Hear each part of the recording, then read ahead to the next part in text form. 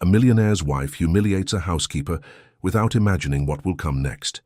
He decides to go to her house to confirm the truth with his own eyes. What he finds changes everything he believed about right and wrong. If this beautiful story of resilience and love interests you, don't forget to subscribe to our channel and tell us which city you are watching from. Continuing, Chicago never sleeps, and for Robert Sterling that had always been an advantage. Since he opened his first hotel in River North 15 years ago, he had learned to make the city's unpredictability a business ally. Executives arriving at dawn, families departing before sunrise, corporate events stretching through the night. Everything functioned like a living, pulsing organism where every second was converted into profit and every detail into a memorable experience. On that Monday morning, Robert crossed the lobby of the Sterling Gold Coast with his usual poise.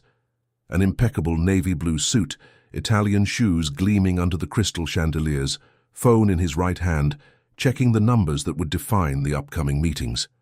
His network had grown to 7 hotels spread across the city, each with its own identity, but all carrying the same promise: excellence without a margin for error. The employees greeted him with polite reverence. Robert reciprocated with brief, functional nods. It wasn't coldness, he thought. It was efficiency. He knew the managers by name, the department heads, and a few long-time receptionists. But the truth was that the distance between his office on the 10th floor and the daily lives of those who kept that empire running was greater than the glass elevators could ever show. Priscilla, his wife, shared not only his last name and bank account, but also a worldview shaped by success. The daughter of real estate moguls, she had met Robert at a charity gala when he was still struggling to establish his second hotel. At the time, Priscilla saw ambition and determination in him, qualities that attracted her more than any romantic gesture of affection. They married 3 years later in a grand ceremony at the Drake, and since then they had built a life of perfectly calibrated appearances. She frequented the hotel regularly, not to work, but to ensure everything was up to the standard she deemed acceptable. She checked floral arrangements, tested the softness of the towels, and observed the posture of the staff. Priscilla believed her presence elevated the place, as if her approval were the final seal of quality. It was during one of these visits, on a rainy Tuesday in April, that Priscilla noticed something different. She was on the 4th floor talking to the housekeeping supervisor about changing the linens, when she noticed a strange movement. A cleaning lady, thin with her hair pulled back in a tight bun, was entering and exiting rooms with a haste that seemed out of rhythm with the usual pace. Jane Sullivan was 28 years old, but she carried a weariness on her shoulders that made her look older.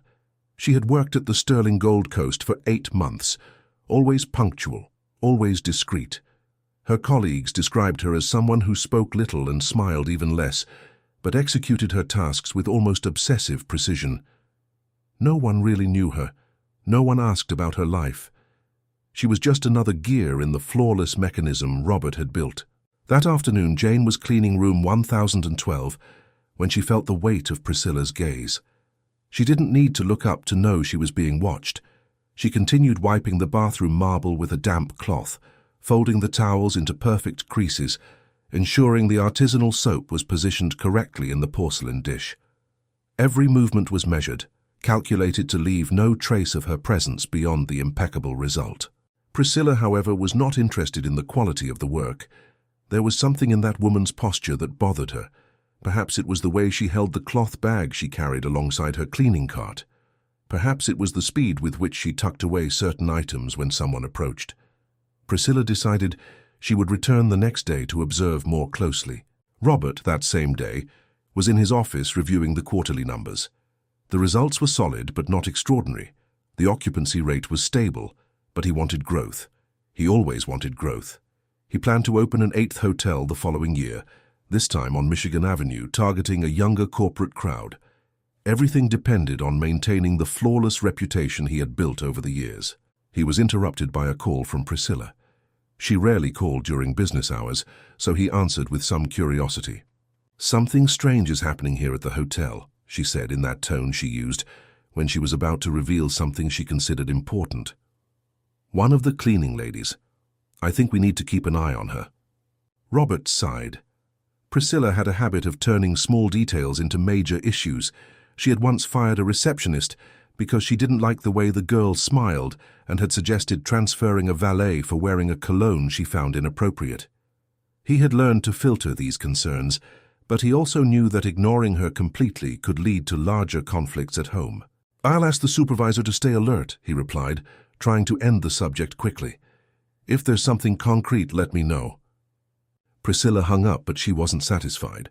She decided she would conduct her own investigation. Over the following days, she began to visit the hotel more frequently. She watched Jane from afar, mentally noting her movements and timing how long she spent in each room. And then, she began to notice the details. Small things were missing. An extra bottle of shampoo disappearing from the stock. Towels being logged as damaged that seemed to be in perfect condition. Soaps vanishing before the scheduled replenishment. Priscilla felt a mixture of satisfaction and indignation. Satisfaction for having confirmed her suspicions. Indignation because she believed someone dared to steal from a place she considered an extension of her own home. She didn't think to investigate the motives. She didn't consider that there might be an explanation. To her, the situation was simple. There was a thief working in her husband's hotel, and that was unacceptable. The following Thursday, Priscilla arrived at the hotel earlier than usual. She asked the supervisor to gather the entire cleaning staff in the training room. She said she would be making an important announcement regarding new procedures. The supervisor obeyed without question, accustomed to the boss's wife's sudden demands. Jane was finishing the cleaning on the 9th floor when she received the call. She went down the service stairs, feeling a tightness in her chest she couldn't explain. When she entered the training room and saw Priscilla standing there, arms crossed with a hard expression, she knew something was wrong. The other employees were already there, about 12 women of various ages, all wearing the seafoam green uniforms with the hotel's gold emblem. They talked in low voices, speculating about the reason for this unexpected meeting. The murmur ceased when Priscilla began to speak. "You all know that this hotel was built on non-negotiable values," she began, her voice firm and slow. "Honesty, respect, and commitment are pillars that cannot be broken. When someone betrays that trust, they aren't just hurting the company, they are tarnishing the reputation of everyone who works here with dignity." Jane felt her stomach churn. The other employees exchanged confused looks, trying to understand where this was going. Priscilla continued, now looking directly at Jane. "Unfortunately, we discovered that one person on this team has been diverting hotel products, toiletries, towels, amenities that should be available for our guests. This isn't just a mistake, it's theft, it's betrayal." The silence that settled in the room was thick and heavy. Every head turned toward Jane, who remained motionless, her eyes fixed on the floor. There was no possible defense. There were no words that could soften the humiliation she felt rising in her chest like a wave about to drown her. Priscilla expected a reaction. She expected tears, pleas, perhaps even anger. But Jane just stood there in silence with the same quiet posture she maintained every day while cleaning empty rooms. This lack of reaction irritated Priscilla even more. "Do you have nothing to say?" she asked, her voice dripping with contempt. Jane looked up for the first time. She looked at Priscilla with an expression that wasn't defiance, but a weary acceptance, like someone who had been judged so many times that one more condemnation made no difference. "No, ma'am," she replied, her voice low but steady. "I have nothing to say." Priscilla felt as if she had won a battle that no one else was fighting. "You are suspended until further notice. Pack your things and leave." Jane nodded, turned, and left the room. The other employees remained in absolute silence, shocked not so much by the accusation, but by the cold cruelty with which it had been handled. No one dared to defend her. No one dared to question. By the time Robert heard about what happened, it was already night. He was at home dining alone because Priscilla had gone to a charity event. The supervisor called, hesitant, to inform him about the suspension. Robert listened to the report with increasing attention, and the more details she gave, the more uncomfortable he felt. It wasn't the accusation itself that bothered him. It was the method, the public exposure, the deliberate humiliation. Robert had built his empire with a firm hand, but he had always believed in processes, in giving people a chance to explain themselves before being condemned. Priscilla had acted on impulse, out of a sense of superiority that he recognized in her, but which now deeply unsettled him. He hung up the phone and stood on the balcony of his apartment, looking at the illuminated city below. Chicago sparkled as always, indifferent to the personal dramas happening in every corner, on every floor, in every life hidden behind closed windows.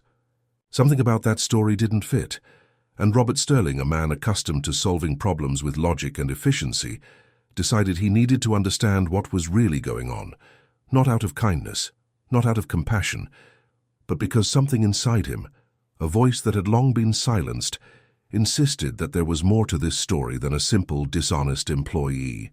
And that restlessness, he knew, would not leave him in peace until he discovered the truth. Robert couldn't sleep that night. Lying beside Priscilla, who slept deeply after returning from her event, he stared at the ceiling, trying to organize thoughts that refused to settle. The image of Jane remained vivid in his mind, not as he had seen her in person, for he barely knew her, but as the supervisor had described, motionless, silent, accepting her condemnation without a defense. It didn't make sense. Guilty people usually reacted. They denied, they cried, they invented excuses. Jane's lack of reaction was disturbing precisely because it broke the pattern. Robert had dealt with dishonest employees before. There was always drama, always attempts at negotiation or emotional appeals, but that woman had simply accepted it, as if she already knew any explanation would be useless. The next morning, Friday, Robert arrived at the hotel before 7 o'clock. He didn't announce he was coming so early. He wanted time to think, to decide how to handle the situation Priscilla had created. He sat in his office and asked his assistant to bring him Jane Sullivan's complete dossier. The file was thin, a few pages with basic information. Full name, Jane Maria Sullivan, 28 years old. Address in South Englewood. References from previous jobs at other cleaning companies. No disciplinary incidents in the 8 months she had worked at the Sterling Gold Coast. Performance reviews always above average. Impeccable punctuality. Robert took the paper with the address and stared at it for a long time. South Englewood. He knew the name, of course, but he had never been there. It was one of the most distant neighborhoods in the city, a place that existed in news reports and statistics, but remained invisible to those living in the bubble of the Gold Coast River North, or gated communities with 24-hour security. The idea came almost involuntarily. He needed to see. It wasn't enough to read reports or hear accounts. If he really wanted to understand what had happened, he needed to go there, to see with his own eyes how that woman lived, what motivated her, what was the full story that Priscilla had completely ignored. Robert grabbed his phone and called his private driver, cancelling all his afternoon appointments.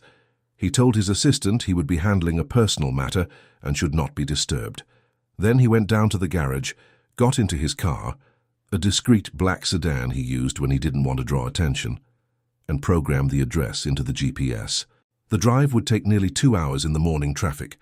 Robert left the downtown area toward the south side, and with every mile traveled, the city transformed before his eyes. The glass buildings gave way to older structures, then to simple houses, then to housing projects that clung to the landscape like constantly expanding organisms. The wide tree-lined streets narrowed, the asphalt became more uneven, and the sidewalks disappeared in some stretches. Robert felt a growing discomfort. It wasn't fear exactly, but a sharp awareness that he was entering a territory that had always existed just a few miles from his life, but that he had never considered real enough to visit. It was like discovering that the city had invisible layers, parallel worlds that functioned with their own rules while he built his empire of luxury hotels. South Englewood revealed itself slowly. Housing complex after housing complex, identical apartment blocks, painted in colors that had long since faded, children playing in the streets, women carrying shopping bags, men at crowded bus stops. There was life pulsing there, intense and chaotic, but it was a life Robert had never bothered to see. He parked the car at a safe distance from the address he was looking for. He checked his watch. It was almost 11 in the morning. Jane would likely still be at the hotel, finishing her shift even while suspended, or perhaps she had already left after the previous day's humiliation. Robert wasn't sure, but he decided to wait. He needed to see her returning home. He needed to understand what the end of a workday looked like for someone who lived so far away. The hours dragged on. Robert stayed in the car watching the movement on the street. He saw elderly people sitting in plastic chairs in front of the buildings, young people passing by with headphones, street vendors offering products from improvised carts. It was an America he only knew abstractly through numbers and statistics, but never as a concrete, palpable, living reality. Around 4 in the afternoon, he saw Jane. She walked down the sidewalk with the same discreet posture she maintained at the hotel. She wore simple clothes, worn jeans and a white t-shirt, her hair still tied in the same bun she used during work. She carried a cloth bag that looked heavy, holding it carefully against her body. Robert got out of the car and followed her at a safe distance. Jane entered one of the apartment blocks, climbed 3 flights of an external staircase, and stopped in front of a faded blue door. She took a key from her bag, looked around for a brief moment, and entered quickly, closing the door behind her. Robert stood in the courtyard, feeling his heart beat faster. What was he doing there? Following an employee to her house like some kind of private investigator? This was an invasion of privacy. It was crossing every boundary of what was considered acceptable. But the same restlessness that had brought him there wouldn't let him leave without discovering the truth. He climbed the stairs slowly, each concrete step worn by time and constant use. He reached the 3rd floor and located the blue door. There was a window beside it, with thin curtains that let light from the interior pass through. Robert approached, his heart racing, aware that he was about to cross a line he could never go back from. He looked through a gap in the curtain, and what he saw left him completely paralyzed. The apartment was small, divided into a few rooms visible from where he stood. The living room had old furniture but was organized with care. There was a patched sofa, a coffee table with an embroidered cloth, and a few plants in improvised pots. But it wasn't the simplicity of the place that had captured his attention. It was what Jane was doing. She had emptied the cloth bag onto the table. Robert immediately recognized the items. Bottles of shampoo and conditioner from the hotel, soaps still in their wrappers, small white towels with the embroidered emblem, tubes of moisturizing cream. Everything Priscilla had accused Jane of stealing was there, spread across the table. But then Jane did something Robert didn't expect. She organized everything carefully, separating the items into groups. She took the soaps and placed them in a basket beside the kitchen sink, which he could partially see. The shampoo bottles went to the bathroom. The towels she folded perfectly and tucked into a half-open cabinet, and then a door opened at the back of the apartment. A little girl about 6 years old came running out and threw herself into Jane's arms. The woman hugged her with a tenderness that completely contrasted with the rigid posture she maintained at the hotel. Right behind the girl, another figure appeared, an elderly woman with white hair, clearly older, who walked with difficulty, leaning against the wall. Robert continued watching, unable to look away. Jane led the grandmother to the sofa, adjusting cushions so she would be comfortable. The little girl, who must have been her daughter, chattered non-stop, showing drawings she had made. Jane smiled, a genuine smile Robert had never seen on her face at the hotel. Then she took one of the soaps she had brought and went to the bathroom. Robert saw her return and take her daughter by the hand, leading her to the bath. Through the half-open door, he could hear the child laughing while Jane lathered her, using the hotel product with the same care she used to clean the guest rooms. The scene repeated with the grandmother. Jane helped her up, led her to the bathroom, and Robert realized the elderly woman had difficulty moving, likely a health problem that required constant care. Jane treated her with infinite patience, using the products to bathe her, to care for her with the dignity she deserved. It was in that moment that everything clicked in Robert's mind. The items weren't being stolen for resale or personal gain. They were being used to supply basic needs that Jane's salary, no matter how hard she worked, couldn't completely cover. She wasn't a thief. She was a woman desperately trying to maintain a minimum of dignity for her family with the resources she could gather. Robert stepped away from the window, feeling a wave of shame and guilt so intense he had to lean against the wall. How had he not noticed? How had he allowed Priscilla to humiliate that woman publicly without even investigating, without even asking why? He hurried down the stairs, returned to his car and sat there for several minutes, his hands trembling slightly on the steering wheel. The image of Jane caring for her daughter and grandmother with the hotel products was etched into his mind, impossible to erase. She wasn't stealing, she was surviving, And there was a massive difference between those two things, a difference he, in his comfortable and distant life, had never bothered to consider. Robert started the car and began the long drive back. The city changed around him again, gradually returning to the world he knew. But now everything felt different. Every traffic light, every street, every building carried a new weight. He had crossed an invisible border and could no longer pretend the other side didn't exist. When he arrived at his apartment in Lincoln Park, it was already night. Priscilla was in the living room watching a foreign series while sipping wine. She greeted him without taking her eyes off the screen. "How was your day?" she asked, disinterested. Robert stood at the entrance of the room looking at his wife.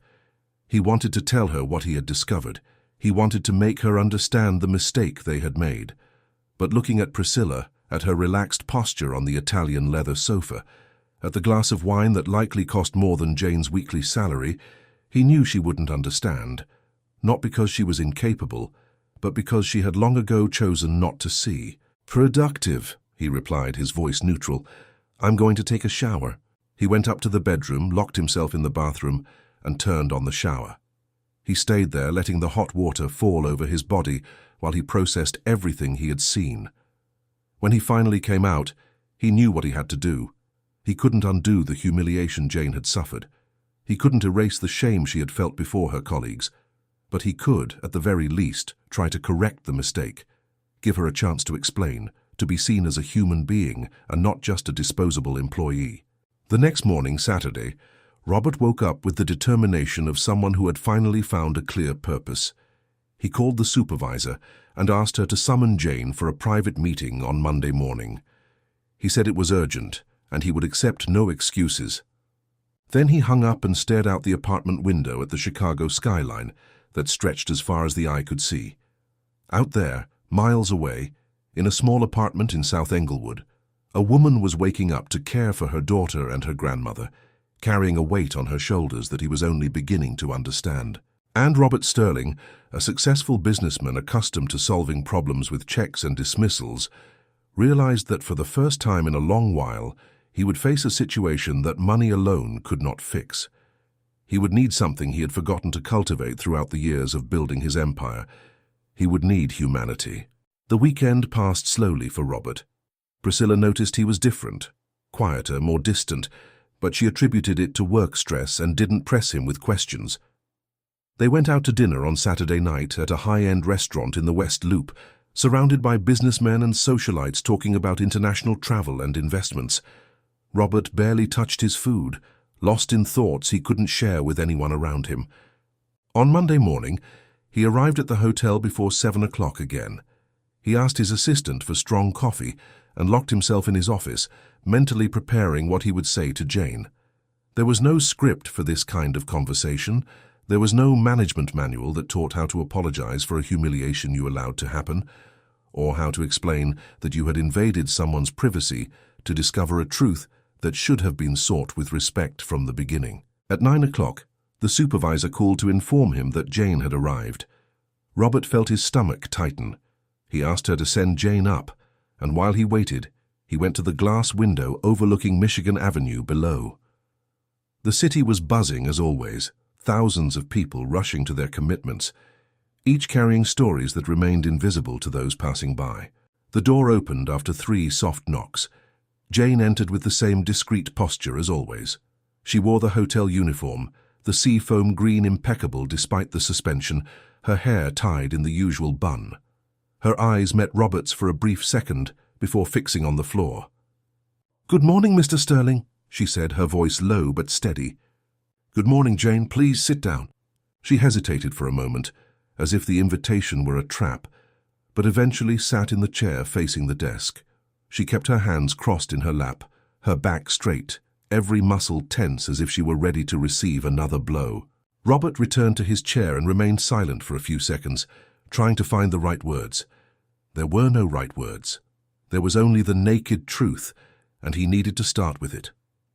"I need to apologize to you," he said finally, and saw genuine surprise in Jane's eyes. "For what happened last week, for the way you were treated. It should never have happened that way."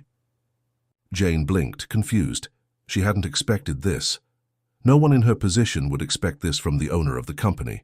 She opened her mouth to speak, but Robert raised his hand, asking her to let him continue. "I know what you were doing, Jane. I know where you live. I know you have a daughter and take care of your grandmother. I saw how you use the products you bring from the hotel." Jane's face went pale. Fear took over her expression, replacing the confusion. She stood up instinctively as if she were about to flee. "Mr. Sterling, I can explain," she began, her voice trembling for the first time. "I never wanted to cause any loss. I just needed—" "Sit down, please," Robert interrupted, his tone gentle but firm. "I'm not here to punish you further. I'm here to understand." Jane sat back down, but now her hands were visibly shaking. Tears began to form in her eyes, but she held them back with force, as if crying were one more weakness she couldn't allow herself. Robert leaned forward, resting his elbows on the desk. "Tell me, Jane. Explain to me what I should have asked before letting all of that happen last week." Jane took a deep breath, wiped her eyes with the back of her hand, and began to speak. At first, slowly, hesitantly, but gradually the words began to flow like a dam that had finally broken. "I have a daughter, Sir, Daisy. She's 6. Her father left us when she was just a few months old, vanished and never came back. My mother passed away when I was 20, and I never really knew my father. The only family I have left is my grandmother, my mother's mother. She's 78 and she's sick. She had a stroke 2 years ago and has needed constant care ever since." Robert listened in silence, each of Jane's words building a portrait he had only glimpsed through the window that day in South Englewood. "I live in South Englewood because it's the only place I could afford to rent on my salary. It takes me almost 3 hours to get to work here. I leave the house at 4:30 in the morning to make it on time. I leave Daisy sleeping with my grandmother, and a neighbor keeps an eye on them until she wakes up and goes to school. When I get back at night, I take care of both of them, cook, bathe my grandmother because she can't do it herself anymore, help my daughter with her homework, and try to sleep a few hours before starting all over again." Jane's voice began to fail, but she continued, determined to say everything. "The money I earn here barely covers the rent, electricity, water, basic food and bus fare. My grandmother needs expensive medicine for her blood pressure and her heart. Daisy is growing and needs clothes, school supplies, things every child deserves to have. I try, Mr. Sterling. I swear I try to do everything right. I work as hard as I can. I've never missed a day. I've never been late. I've always done my job with dedication because this job is everything I have to support my family." She stopped to breathe, the tears now falling freely down her face. "But it's not enough. It's never enough. And then I saw that in the hotel there was always leftover shampoo, soap, cream, products that guests used once and left behind. I saw that there were towels that were discarded just because they had a tiny stain, and I thought that if I took just a little, just what was going to be thrown away anyway, I could give my daughter a bath with nice-smelling soap. I could take care of my grandmother with dignity. It wasn't for me. It was never for me." Jane covered her face with her hands, the shame and exhaustion finally overcoming the barrier she had kept up for so long. "I know it's wrong," she continued, her voice muffled. "I know I shouldn't have done it. But when you see your daughter asking for shampoo that doesn't tangle her hair, or your grandmother feeling less human because she can't take care of herself properly, you make choices you never imagined you'd make. I'm not a thief, Mr. Sterling. I'm just trying to survive." The silence that settled in the room was heavy, but not uncomfortable. It was the silence of someone finally being heard and someone finally understanding. Robert felt a lump in his throat that was hard to swallow. He stood up from his chair, went to the sideboard where he had a bottle of water and 2 glasses. He poured water for both and handed a glass to Jane, who accepted it with trembling hands. "Thank you for telling me that," he said, returning to his chair. "And I am sorry for not asking sooner. I am sorry for what my wife did to you. I am sorry for building this place without ever stopping to think about the people who keep it running, the stories each one carries, the battles they fight every day just to get here." Jane looked at him, surprised again.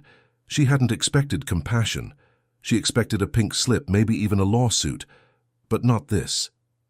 "I want to fix what was done," Robert continued. "But first I need to know, do you want to continue working here? After everything that happened, after the humiliation, do you still want to stay?" Jane didn't need to think long to answer. "I need this job, sir. Without it, I don't know how I'll feed my daughter and care for my grandmother.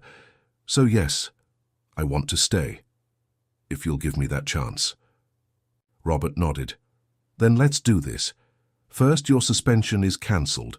You return to work today if you wish. Second, I am going to review your salary. You deserve to earn more for what you do, and I will ensure you have the means to care for your family without needing to resort to those measures. Third, I will provide adequate transit passes and meal vouchers, as well as a health insurance plan that covers you and your dependents. Jane looked at him as if she couldn't believe what she was hearing. The tears returned, but now they were different. They weren't from despair, but from relief. And there's more, Robert added. I want you to help me understand where else we are failing. How many people in this company are going through situations similar to yours and have never spoken up because they know no one will listen? How many employees leave here every day carrying the weight of a life we fail to see? Mr. Sterling, Jane began, her voice still shaky. I don't know what to say. I never thought... You don't need to say anything now, he interrupted gently. You just need to accept that you deserve to be treated with respect and dignity. Everyone does. And I failed at that. We failed at that. Robert stood up and extended his hand to Jane. She hesitated for a second before standing up too and shaking his hand. The grip was firm, honest, sealing a silent agreement of change. You can go home today if you need to, Robert said. Organize whatever is necessary. Tomorrow we'll talk about the next steps more calmly. And Jane, he added when she was already at the door, thank you for your honesty. I needed to hear it. Jane nodded, still processing everything that had happened, and left the room. Robert stood still, looking at the closed door, feeling the weight of all the choices he would have to make from then on. That night, when he returned home, Priscilla was in the kitchen making tea. She casually mentioned the incident from the previous week, asking if he had already fired that troublesome employee. Robert took a sip of water before answering, measuring every word. I didn't fire her. In fact, I gave her a raise and revised her benefits. Priscilla nearly dropped her cup. What? Robert, she stole from the hotel. You're rewarding that? She wasn't stealing, Priscilla. She was trying to survive, and we never bothered to understand why. The discussion that followed was long and bitter. Priscilla couldn't understand her husband's logic, accusing him of being manipulated by a sad story. Robert tried to explain what he had discovered, the reality he had seen in South Inglewood, but the words didn't reach Priscilla. She lived in a different world, and she had no interest in leaving it. For the first time in years of marriage, Robert realized the size of the abyss that existed between them. It wasn't just a difference of opinion. It was a fundamental difference in values, in compassion, in humanity. And that scared him more than he was willing to admit at that moment. He slept poorly again, but this time it wasn't guilt that kept him awake.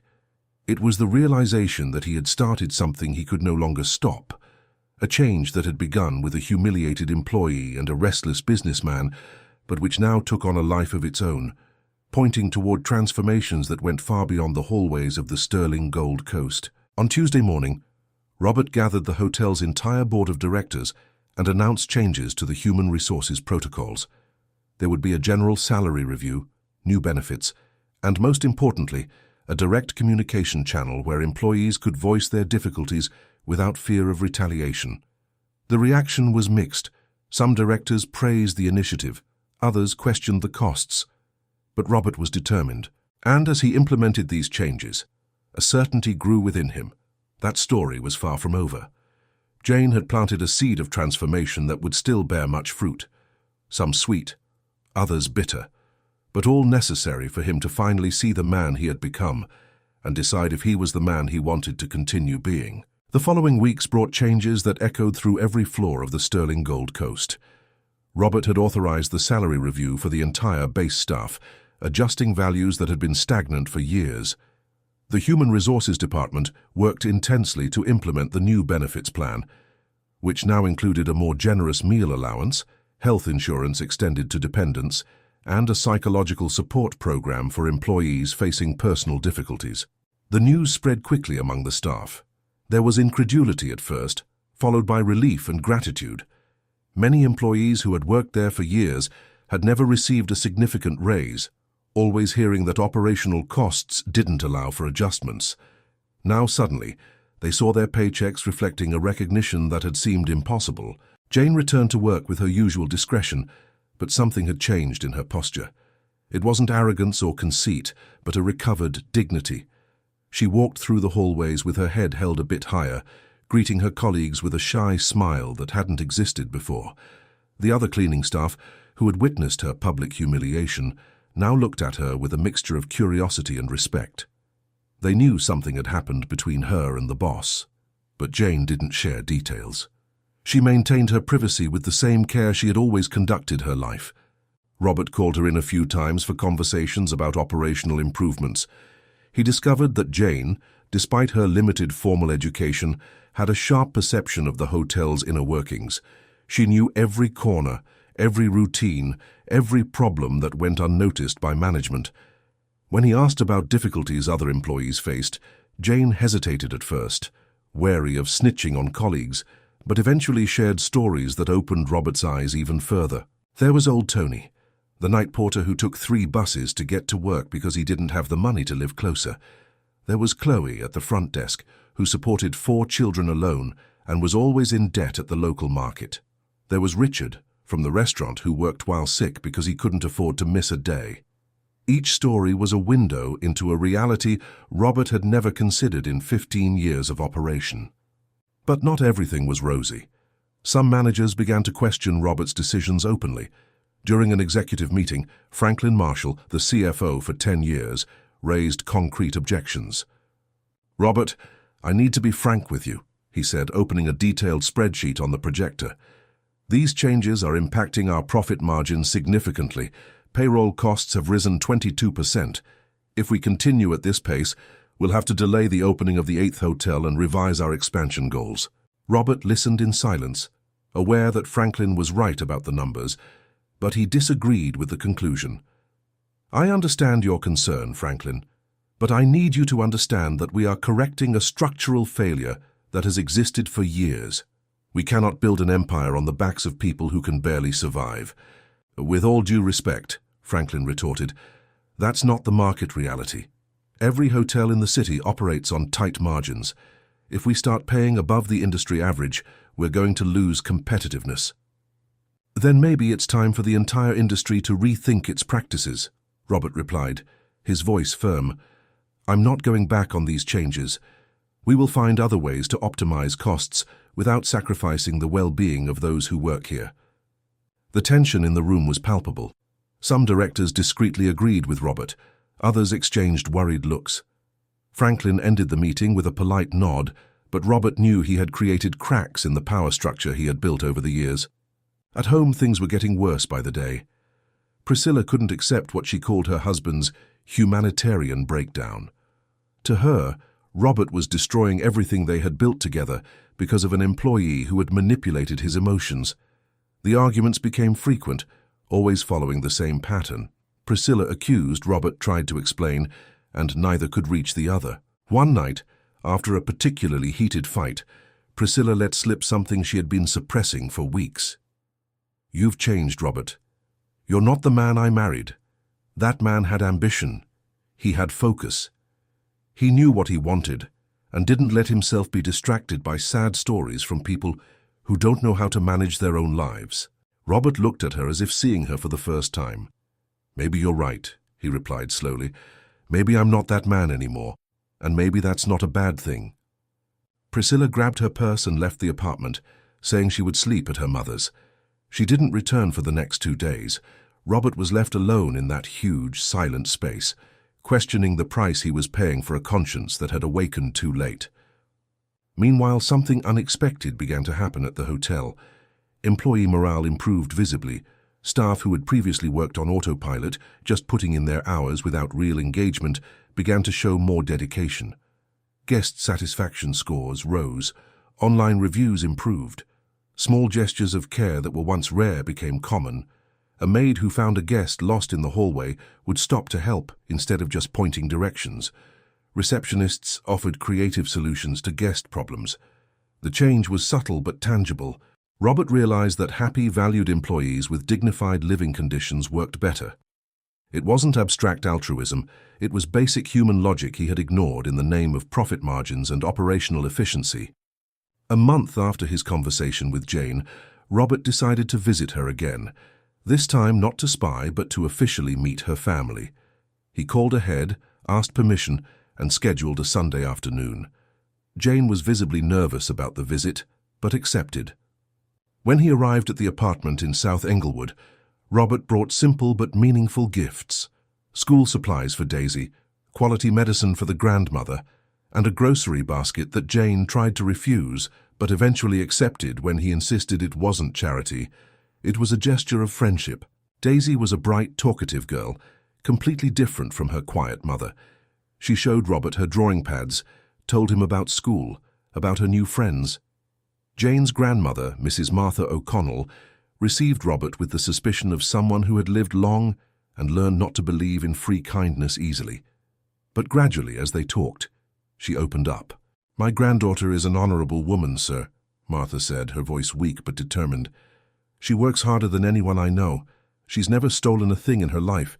She was just trying to give me and Daisy what we needed to live with a bit of respect." "I know, Mrs. O'Connell," Robert replied sincerely, "and I deeply regret that it reached the point where she felt she had no other choice."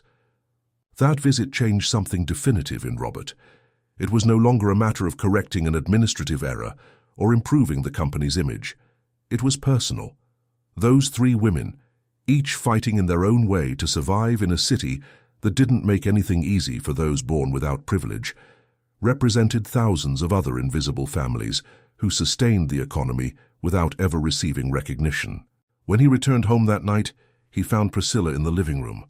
She had returned, but the atmosphere was icy. "We need to talk," she said, and her tone left no doubt that it would be a difficult conversation. They sat across from each other, and Priscilla got straight to the point. "I can't live like this anymore, Robert.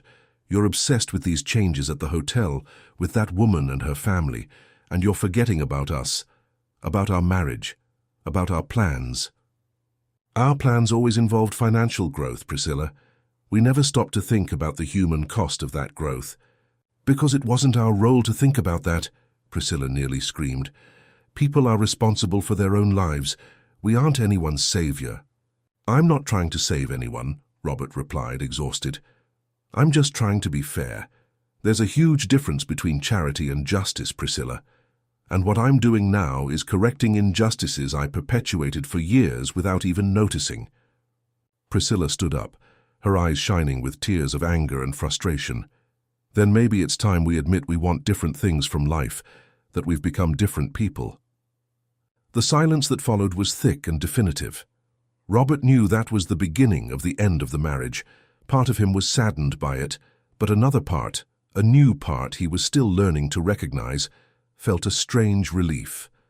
As if he were finally being honest with himself after years of pretending to share values that were no longer his. In the days that followed, Robert and Priscilla maintained a polite but distant coexistence. They talked about separation, about the division of assets, about how the end of 15 years together would look. There were no dramatic fights or mutual accusations. Just the painful realization that they had grown in opposite directions and that forcing the relationship to continue would be cruel to both. Meanwhile, at the hotel, the changes continued to bear fruit. Robert implemented a professional training program, offering free courses for employees who wanted to develop. He created an emergency fund to help staff in crisis situations.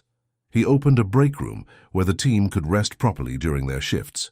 And for the first time in 15 years, Robert looked at his empire not just as a money-making machine, but as a community of real people, with real stories, deserving of real respect. The transformation was still far from complete, but it had begun, and there was no turning back. Jane, who had never asked for anything but a fair chance, had unintentionally become the catalyst for a silent revolution. A revolution that would cost Robert his marriage, part of his profits, and the admiration of fellow businessmen. But it would give him back something he had lost a long time ago: his humanity. 3 months had passed since Robert had begun the transformations at the Sterling Gold Coast. Autumn was arriving in Chicago, bringing cold mornings and luminous afternoons, and with it came changes that went far beyond the weather.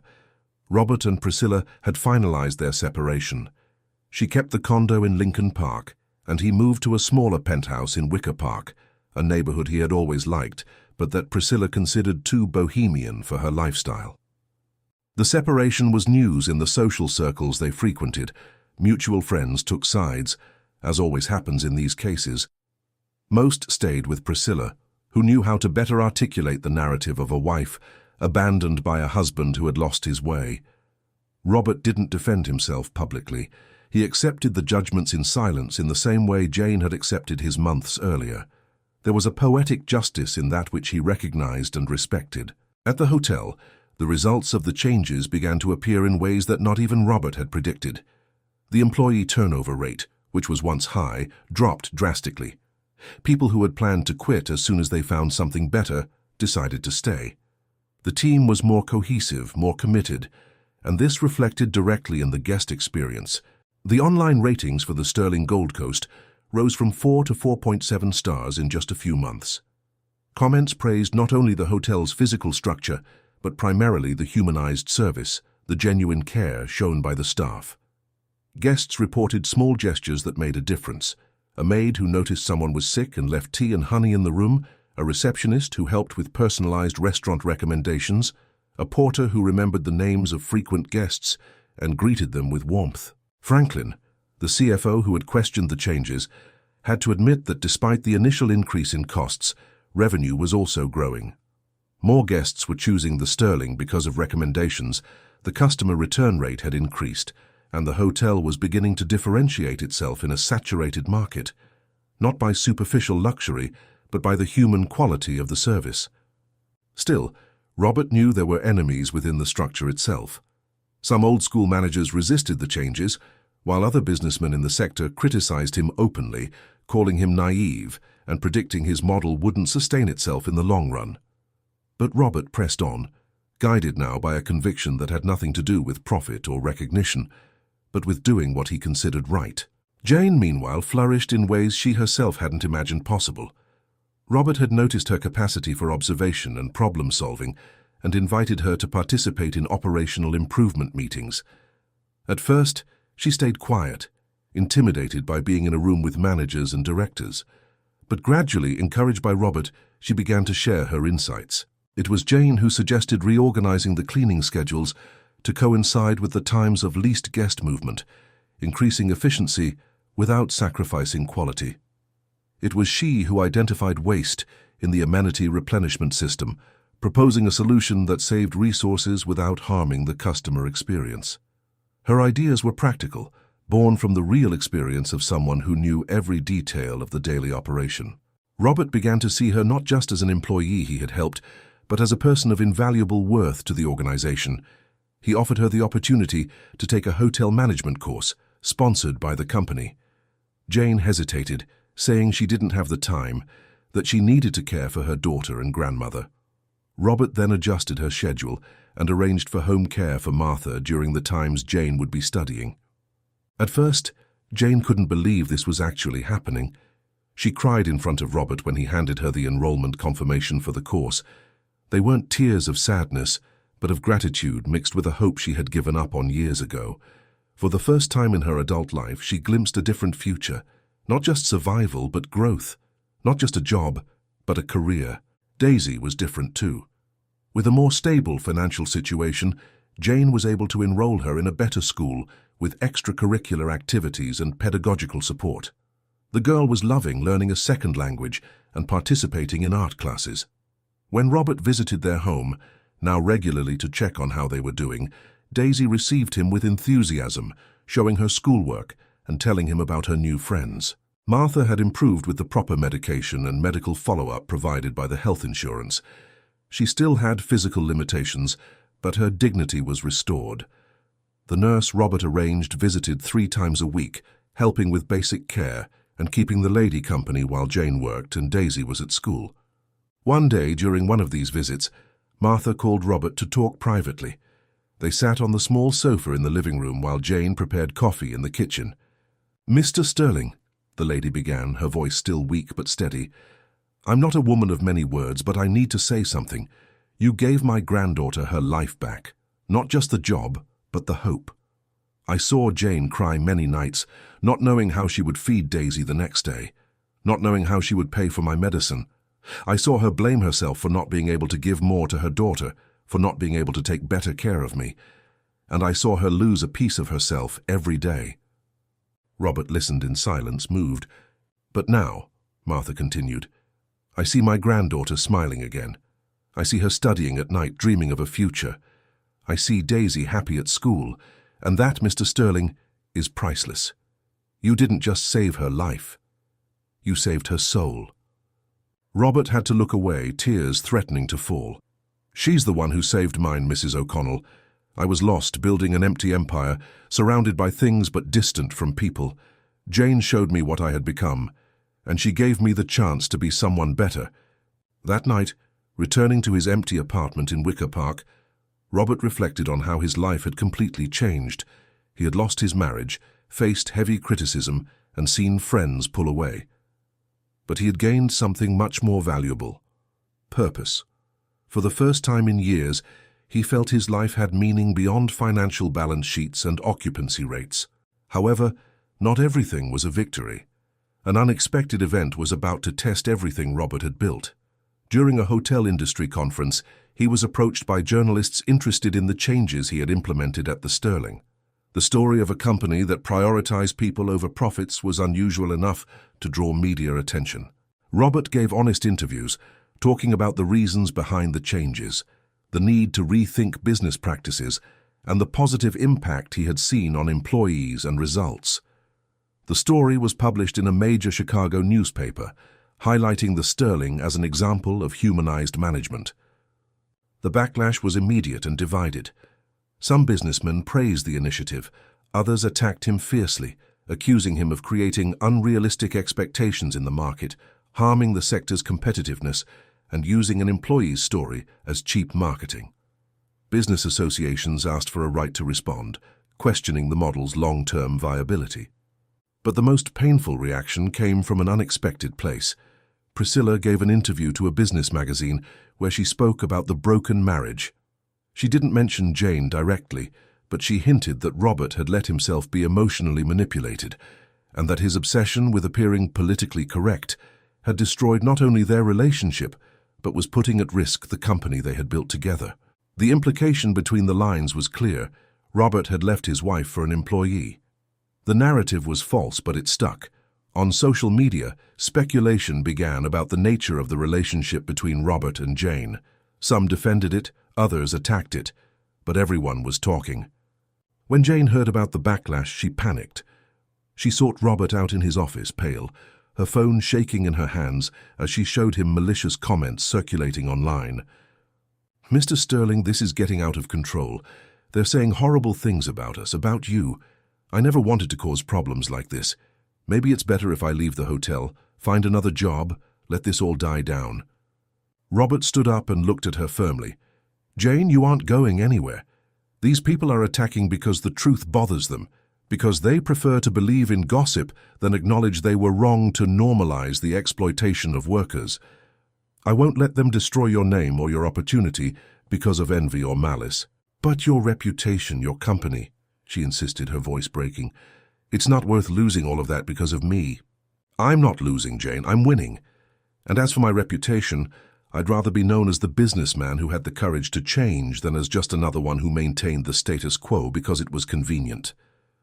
In the following days, Robert gave more interviews, this time accompanied by Jane with her permission. They told the true story, without romanticizing it. They spoke about mistakes, learnings, and transformations. They showed real numbers, the improvement in employee satisfaction, the increase in service quality, and the growth in revenue, even with higher costs. The narrative began to shift. Other hotels, smaller and independent, began to implement similar changes. Employees from different companies started questioning working conditions they had previously accepted as normal. A small, silent revolution was taking place, and Robert and Jane had unintentionally become symbols of it. But symbols pay high prices, and Robert knew that the true test of everything he had built was still to come, because real change never happens without resistance, and the resistance, when it finally arrived with full force, would test not only his principles, but his ability to maintain them when the cost became too high to ignore. Meanwhile, in her apartment in South Inglewood, Jane put Daisy to sleep and then sat at the kitchen table to study for a hotel management exam. Martha, from the living room, watched her granddaughter with a weary but satisfied smile. "You know, Janie," the lady said, using the childhood nickname, "your mother would be so proud of you, of everything you've become." Jane looked up from her books, moved. "I hope so, Grandma, I hope so." And in that moment, in two different parts of Chicago, two worlds that once never touched were now irremediably intertwined, walking together toward an uncertain future, but one filled with a hope that neither had dared to have just a few months ago. The storm Robert knew would come arrived 6 months after everything began.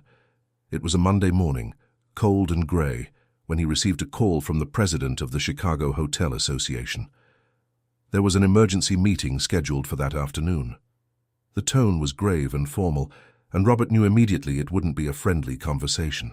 He arrived at the association office at 3 o'clock, finding a room full of businessmen from the sector. Familiar faces, some who had been business partners, others who had always been competitors. They all looked at him with a mixture of curiosity and ill-disguised hostility. Franklin, his former CFO, was there too, sitting in the back, avoiding eye contact. The president of the association, Paul Montgomery, got straight to the point. "Robert, your practices are creating a dangerous precedent in the sector. Employees from other hotels are demanding the same benefits you offer, claiming that if the Sterling can do it, others can too. You are destabilizing the market." Robert remained calm, though he felt the tension rising around him. "I'm sorry, Paul, but I don't see how paying fair wages and offering dignified working conditions can be considered destabilization. Perhaps the problem is that the market was stabilized on unfair practices." A murmur of indignation ran through the room. Another businessman, the owner of a larger chain than Robert's, stood up. "You're being naive, Sterling. These changes might work in the short term because you only have 7 hotels, but this isn't scalable. When your profit margin drops enough, you're going to have to go back or you're going to go bust." Robert looked around the room at all those men in suits defending a system that kept thousands of people in poverty while they profited, and he felt not anger, but a deep sadness. "You're afraid," he said calmly. "Afraid that employees will find out they deserve more. Afraid that the model that sustains your profits will be questioned. Afraid of having to choose between wealth and humanity." Paul slammed his hand on the table. "This isn't about fear, Robert. It's about economic reality. And the reality is that you are forcing us all to choose between competing with your unsustainable standards or losing employees to your company." "Then choose," Robert replied, standing up. "Choose to be businessmen who build wealth at the expense of others' dignity, or choose to rethink a system that only benefits those already at the top. I've made my choice, and I'm not going back." He left the room under furious glares and biting comments. In the hallway, Franklin caught up with him. "Robert, I need to tell you, they offered me a position at another chain, with a higher salary and profit sharing. I'm going to take it." Robert looked at the man who had worked by his side for 10 years. "I understand, Franklin. You have to do what's best for you." Franklin hesitated, then added in a low voice, "I think you're right, you know. Deep down I think they all know, but they're too afraid to admit it. And I don't have your courage." Robert shook his hand. "Courage isn't born ready, Franklin. Sometimes it takes years to appear. I hope one day you find yours." In the following weeks, the pressure increased. Suppliers linked to the large hotel groups began cancelling contracts with the Sterling. Banks that had previously offered easy credit now demanded absurd guarantees. The message was clear. Either Robert went back to the old standards, or he would be isolated from the market. One night, alone in his apartment, Robert called Jane. She answered worriedly, as he never called so late. "Mr. Sterling, is everything okay?" "I don't know, Jane. I think I need to talk to someone who understands why I'm doing all of this." 20 minutes later, Jane was at his apartment. It was the first time she had seen him truly vulnerable. He told her about the meeting, the pressure, and how he was being forced to choose between keeping his principles or keeping the company competitive in a market that rejected him. Jane listened in silence, then said, "Mr. Sterling, you gave me back my dignity when I thought I had lost it forever.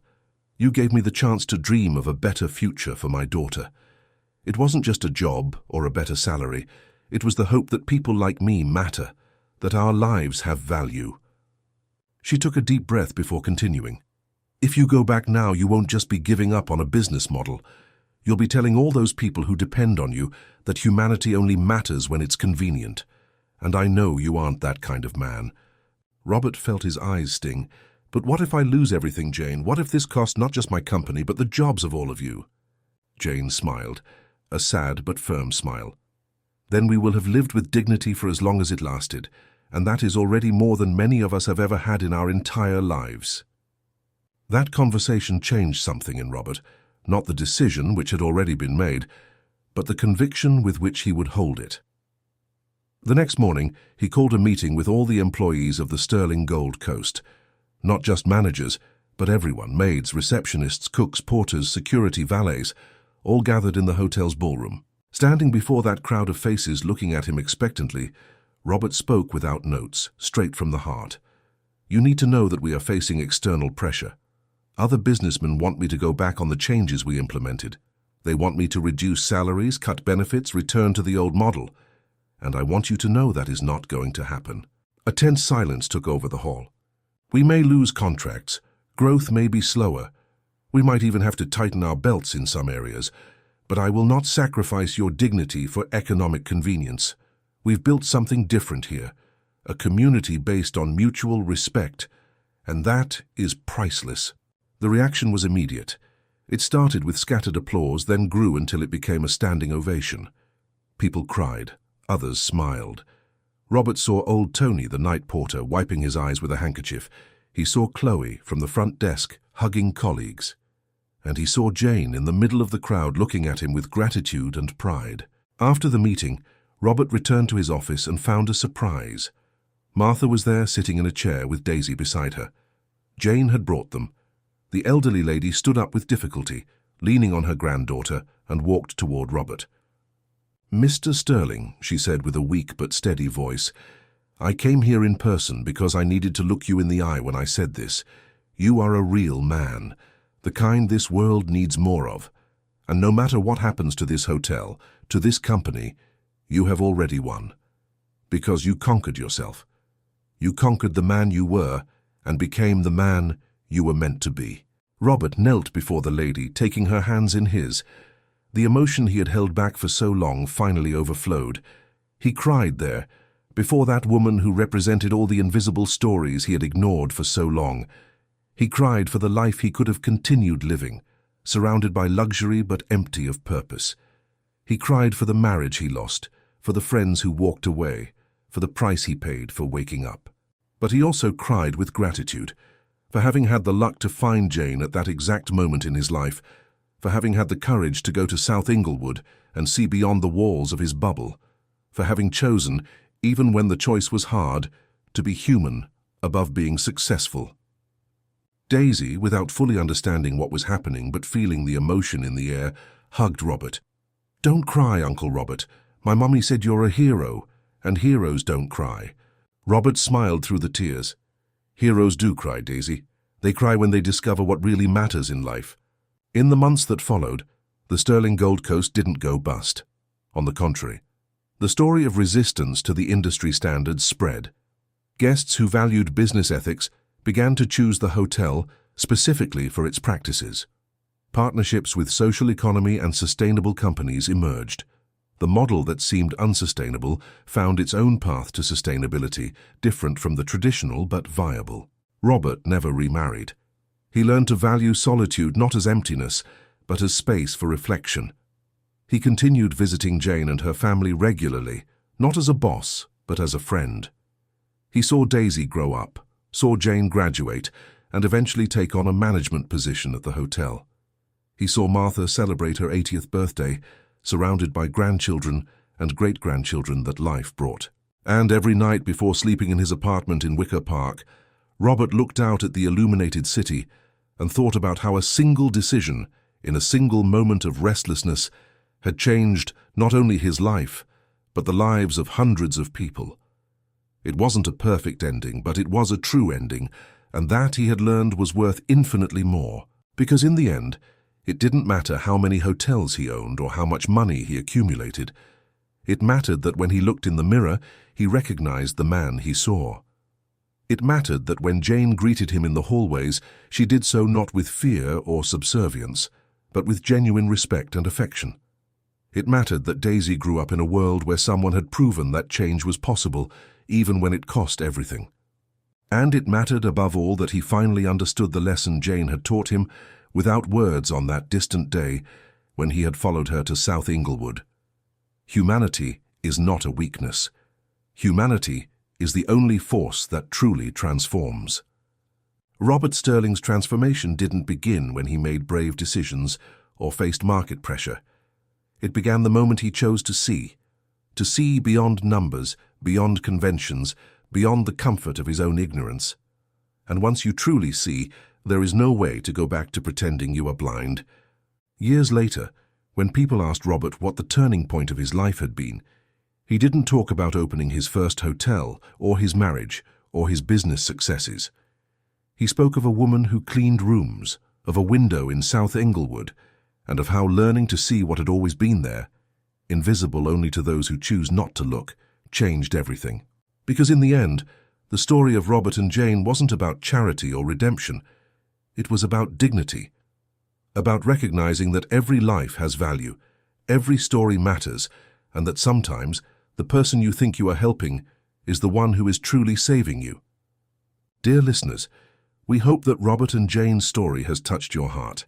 If you were moved by this journey of transformation,